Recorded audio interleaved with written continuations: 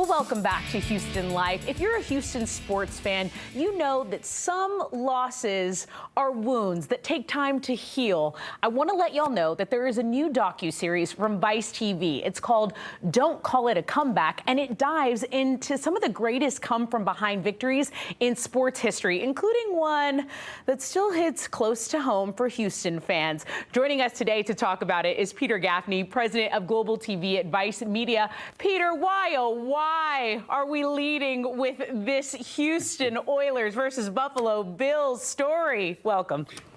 Thank you. Look, I have to apologize to all your viewers. I know this is a tough one for the Houston Oilers fans and the Houston community.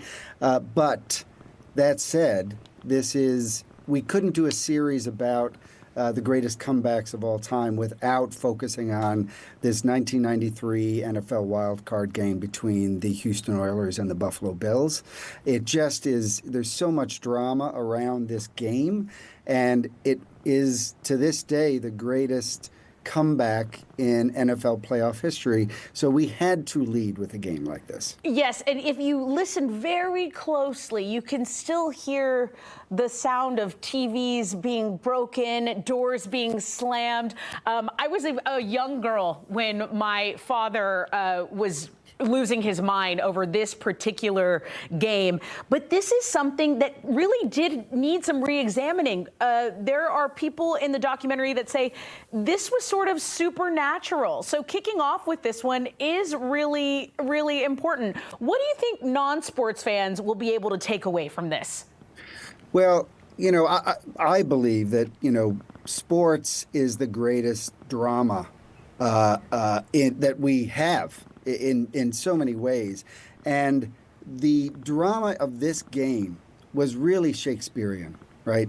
To have a team like the Oilers, who had so much momentum, and Warren Moon was the great quarterback, and they had a great offense, in 1992 going into the 93 playoffs, and they took this lead in this game. They had a 35-3 lead, and even in this documentary, when you watch it, there are fans. We have fans of both teams. We have players from both teams and journalists and announcers. And some of the folks in this documentary actually start to cry because of the emotion that it really brought out, both on the positive side and the negative side. And for Buffalo fans, for Bills fans, they had gone to the Super Bowl the previous 2 years, and they were trying to get over that hill.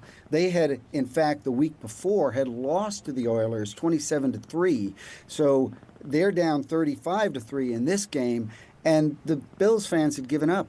So for sports fans or non-sports fans, the drama in this game was just, again, Shakespearean. Yeah, sports so often just intertwine, right? It's like, don't count your eggs before chickens before they hatch. Also, don't think you're above anyone because you just never know. And then on the other side of that, don't give up. It is kind of a sore subject for Houstonians because we now have this underlying feeling of like, okay, we're winning, but what's going to happen? So we've become very skeptical when it comes to our sports. This series highlights moments where teams in that way were counted out and they just find a way to win. It's so interesting. What other games will be featured?